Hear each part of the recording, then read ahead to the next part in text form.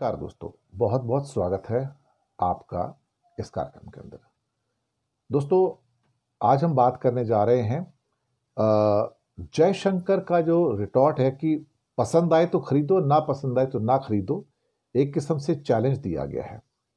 और अब इस सब घटनाक्रम में जेडी वेंस, जो कि उपराष्ट्रपति हैं अमेरिका के, उनका बयान आया कि भारत के ऊपर जो टैरिफ लगाए गए हैं और जो प्यूनिटिव टैरिफ यानी कि पेनल्टी वाले टैरिफ लगाए गए हैं सैंक्शंस के रूप में 25% एक्स्ट्रा, वो बिल्कुल ठीक है। जीएसटी का जो एक मिथ फैलाया जा रहा है कि 20,000 करोड़ रुपए हर महीने का लॉस होगा, 10% का लॉस, अब 2 लाख करोड़ तो हर साल हर महीने आ ही जाते हैं, और उसमें अगर 10% का लॉस बिठाया जा रहा है, दिखाया जा रहा है, मुझे लगता है कि फिर तो आपको, आम आदमी को तो कोई कंसेशन है ही नहीं। और ये लॉस दिखाया जा रहा है, मैं आपको सच बताऊं तो ये लॉस होगा नहीं, क्योंकि अभी सिर्फ आपको दिखाने की बात है। आपको बताया जा रहा है कि देखो हम तुम्हारे लिए कितनी कुर्बानी कर रहे हैं, हम तुम्हारे लिए चीजें कितनी सस्ती कर रहे हैं। लेकिन एक कान से पकड़कर दूसरे कान वाली बात हो जाती है, और ये आपको चोट मारने जा रहे हैं। और इनका जो खजाना है 2 लाख करोड़ के आसपास का, अभी करीब करीब 1,80,000 करोड़ के आसपास इनका कलेक्शन हो रहा है। 1,80,000, 1,85,000, 1,90,000, 1,95,000, 1,80 और 2 लाख करोड़ के बीच का इनका कलेक्शन हर महीने आ रहा है। और अब ये घटोतरी की बात कर रहे हैं तो मैं आपको दावे के साथ कहता हूं कि इसका मतलब घट होकर 1,60,000 करोड़ पे आना चाहिए। ये कभी नहीं आएगा। ये जो आपको बताया जा रहा है कि हम आपको फायदा देने जा रहे हैं, ये झूठ बोल रहे हैं। तो ये विषय जिनके ऊपर हम बात करने जा रहे हैं। और इसके साथ ही एक और विषय है कि हूतीस की हाइपरसोनिक मिसाइल्स जो हैं वो इसराइल को स्ट्राइक कर रही हैं, उनका नुकसान भी हो रहा है। और हूतीस को ये तबाह करना चाहते हैं इसराइल के लोग, लेकिन कर नहीं पा रहे हैं। एक भी किसी कमांडर को, हूतीस को मार नहीं पाए अभी तक। तो ये बहुत बड़ा फेलियर है। आम आदमी वहां के मर जाएंगे, कुछ अपना अटैक वटैक करके आ जाएंगे, मिसाइलें झोंक देंगे इसराइल वाले। लेकिन अगर ये कहा जाए कि भाई वो क्या वहां जाके बहुत बड़ी सफलता पा रहे हैं, तो नहीं। तो स्वागत है आप सबका। पहले इसी के ऊपर बात कर लेते हैं कि आखिरकार हूती के कमांडरों को इसराइल जो है पूरी ताकत झोंकने के बाद भी मार क्यों नहीं पाता है। दरअसल 24 अगस्त को इसराइल ने हूती लड़ाकों के खिलाफ एक बड़ा ऑपरेशन चलाया और हूती के मिलिट्री चीफ और यमन के राष्ट्रपति को मारने की कोशिश की, लेकिन निशाना चूक गया। 2-4 आम आदमी मर गए, हूती का एक भी कमांडर नहीं मारा गया। अब इतने दिन पूरी ताकत झोंकने के बाद भी हूती के जो कमांडर्स हैं या लड़के हैं या लड़ाके हैं उनको क्यों नहीं मार पाता है। इसराइल का ऑपरेशन ईरान में मारने का सफल हो जाता है, लेकिन हूतीस में क्यों नहीं। पहला कारण, उनकी लैंग्वेज को डीकोड करना मुश्किल है। जो हूतीस की लैंग्वेज है वो आमतौर पर एक ऐसी किस्म की अरबी भाषा इस्तेमाल करते हैं जो अरब में भी नहीं बोली जाती, थोड़ी सी अलग है। और इसराइल के डिफेंस फोर्सेस में अरब भाषा समझने वाले बहुत लोग हैं, लेकिन वो उनकी उस स्पेशल भाषा को डीकोड नहीं कर पा रहे हैं। तो हूती के लड़के जो है कोड वर्ड में बात करते हैं, अरबी प्लस एक कोड वर्ड है उनके।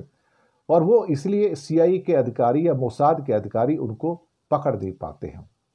दूसरी बात, तैयारी अधूरी थी। ईरान के ऊपर ऑपरेशन चलाने के लिए इसराइल ने सालों तक तैयारी की और जासूसों का ब्रिगेड खड़ा किया, पूरी एक पलाटून शुरू की। यमन में वो कोई पलाटून नाम की चीज है नहीं, अगर कोई करने की कोशिश करता है तो उसको हूतीस खुद ही मार देते हैं। अल अरेबिया ने कुछ इंफॉर्मेशन दी है कि मोसाद के जो जासूस अभी उन जगहों की लिस्ट तैयार कर रहे हैं जो हूती के लिए बहुत इंपॉर्टेंट है, ताकि उन पर हमला किया जा सके उनसे इंफॉर्मेशन लेके। तीसरा यह है कि ईरान में और हमास में कमांडर वगैरह की पोस्ट होती थी, लेकिन हूती के अंदर किसी कमांडर आदमी का कोई जिक्र नहीं आता कि हूती का कमांडर कौन है। ये एक बड़ी बात है। तो हूती के सभी लोग एक जैसे हैं और पर्दे के पीछे से ऑपरेशन चलाते हैं। उनका कोई एक लोकल लीडर होता है जो सब काम करता है, लेकिन ऐसा कोई commander of so called Houthis हो, ऐसी कोई भी बात वहां पर चल नहीं पाती है। तो पीछे अभी इन्होंने करीब करीब समझो तो 3 ठिकानों पर अटैक किया है। और पहला अटैक प्रेसिडेंट हाउस के पास किया, दूसरा अटैक एक बिजली घर के पास किया सना में, और तीसरा अटैक जो है वो कोई जहां फ्यूल रखा जाता है वहां पर किया। कुछ लोग तो मारे गए हैं। और फिर नेतन्याहू बार बार कहते हैं कि हूतियों को कीमत चुकानी पड़ेगी, लेकिन ये हूती वो हूती हैं जिनके आगे अमेरिका ने भी हार मान ली, और उनको पैसे वैसे देता है अमेरिका हर महीने, और कहता है यार मेरे जहाज पे यार हमला मत करो, तुमको पैसे चाहिए तुम पैसे ले लो, मैं तुमसे नहीं लड़ सकता। अमेरिका हार मान चुका है, लेकिन नेतन्याहू को लगता है कि वो हुतीस को मार सकते हैं। कभी कभी ऐसा होता है ना कि इंसान की जब अपनी मौत आई होती है ना तो शहर की ओर भागता है, गीदड़ की मौत आती है ना तो शहर की ओर भागता है। वैसे लोग ये भी कहते हैं कि कुत्ते की मौत आई है तो वो भी शहर की ओर भागता है। तो नेतन्याहू की हालत इस टाइम वही चल रही है, वो गीदड़ की मौत आई तो शहर की ओर भागता है। तो वो अल्टीमेटली एक दिन ना इन हूतियों के चक्कर में वो खुद भी मारा जाएगा, मुझे तो ऐसा लग रहा है। अब आते हैं साहब अगली खबर के ऊपर। जीएसटी की नई दरें अभी दशहरे तक लागू हो जाएगी और कहा जा रहा है कि इस कुल मिला के हमें नुकसान होने की संभावना है। और वो कहते हैं कि 20,000 करोड़ का हमको लगभग नुकसान हो जाता है सिर्फ ऑनलाइन गेमिंग प्लेटफॉर्म से। अब वो तो इन्होंने खुद किया है, वो कोई जीएसटी में कोई राहत वाली बात तो नहीं है। ऑनलाइन गेमिंग के अंदर जो जीएसटी नहीं मिलेगा 20,000 करोड़ का, जो ये ड्रीम्स 11 और ये सब आपका रमी वमी जब खेलते हो ना, जो जुआ खेलते हो, तो उसका नहीं आएगा। तो उसको जीएसटी का लॉस क्यों दिखाया जा रहा है भाई? उसको जीएसटी का लॉस किस लिए दिखाया जा रहा है? उसको तो जीएसटी के लॉस पे दिखाना नहीं चाहिए, लेकिन उस लॉस को दिखाया जाएगा, देखो हम आपके लिए कितनी कुर्बानी कर रहे हैं। तो सिर्फ 20,000 करोड़ का जो लॉस होगा वो आपको ऑनलाइन गेमिंग प्लेटफॉर्म से होगा। और जहां तक बाकी जो चीजें हैं, हो सकता है कि सिर्फ इंश्योरेंस के ऊपर कुछ कुछ इंडिविजुअल्स को राहत मिल जाए, बीमा के जो क्या कहते हैं जीवन बीमा के ऊपर और स्वास्थ्य बीमा के ऊपर, लेकिन जो गाड़ियों का जो बीमा है उसके ऊपर तो कोई राहत नहीं मिलेगी। कारों पे स्कूटर पे जो 18% का बीमा है वो तो रहेगा। तो अब सवाल ये पैदा होता है कि ये जो 5% और 18% की जो दो स्लैब आएंगे, तो उसके साथ एक 40% का स्लैब भी तो आ रहा है ना। तो 40% का स्लैब किसके ऊपर लगेगा? जनता ही उसका पेमेंट करेगी ना अल्टीमेटली। सरकार ये सोचती है कि आम आदमी 5% और 18% में आता है, तो 40% कहाँ जाएगा साहब? 40% में क्या क्या आएगा? 40% में बहुत सारी चीजें आएंगी जिसका पेमेंट भी हम ही लोग करेंगे और कोई नहीं करेगा। लेकिन आपको बेवकूफ बनाने की चीजें जो है वो बताई जा रही है। मैं आपको दावे के साथ कह सकता हूं कि आप लिख कर रख लीजिए, अभी 1,80,000 करोड़ और 2 लाख करोड़ के बीच में ऑन एंड एवरेज हमारे पास क्या कहते हैं कि जीएसटी आता है हर महीने, और 23-24 लाख करोड़ एक साल में इकट्ठा हो जाता है। तो आप सोचिएगा कि अगर अभी हमारे पास 23-24 लाख करोड़ इकट्ठा हो रहा है और हर महीने का एवरेज हमारा 1,80,000 करोड़ और 2 लाख करोड़ के बीच में आ जाता है, तो ये जीएसटी घटने के बाद क्या ये 1.5 लाख करोड़ होगा या 1,60,000 करोड़ होगा? मुझे नहीं लगता बिल्कुल भी। ये फिर भी 1,80,000, 1,90,000 करोड़ के आसपास या 2 लाख करोड़ के आसपास ही रहेगा। और जब पूरा साल का आप एवरेज देखोगे तो आपको फिर से वो 23-24 लाख करोड़ के आसपास ही नजर आएगा। तो इसलिए सरकार के झांसे में मत आइए। वो एक जगह से पैसे देगी तो दूसरी जगह से पैसे आपकी जेब में से निकाल लेगी। आपको धोखा दिया जा रहा है मोदी गवर्नमेंट के द्वारा जीएसटी के अंदर स्लैब्स को चेंज करने के नाम पर। अब जेडी वेंस का जो है उसकी बात करते हैं कि जेडी वेंस क्या करना चाहते हैं और क्या दिक्कत क्या है। दरअसल हुआ क्या है कि जयशंकर ने टकराव की स्थिति पैदा कर ली और कह दिया कि अगर आपको भारत से दिक्कत है तो मत खरीदो तेल, अब आपको महंगा लगता है तो मत खरीदो, जिसको खरीदना वो खरीद लेगा। तो वो जमकर उसको सुना दिया, क्या कहते हैं सुनाना शुरू कर दिया उन्होंने। अब यहां पर सवाल निकल कर आ रहे हैं कि आप क्या करोगे। जो न्यूज निकल के आ रही है वो ये कह रही है कि जेडी वेंस जो कि उपराष्ट्रपति है उन्होंने एक जवाब दिया है। अब ये जयशंकर को जवाब है या मोदी का जवाब है? उपराष्ट्रपति तो मोदी को जवाब देगा ना अल्टीमेटली।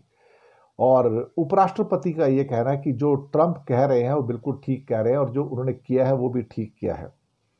अब मुझे ये लगता है कि जेडी वेंस का जो निशाना है वो मोदी के ऊपर है। जयशंकर तो उनके लिए बहुत छोटी चिड़िया है, उसकी तो कोई हस्ती नहीं है। तो जेडी वेंस ने उसको सपोर्ट किया इस समय। एक्चुअली जयशंकर ने कहा था कि if you have a problem buying oil और refined products for India, don't buy it, nobody forces you to buy it, Europe buys, America buys, so you don't like it, don't buy it.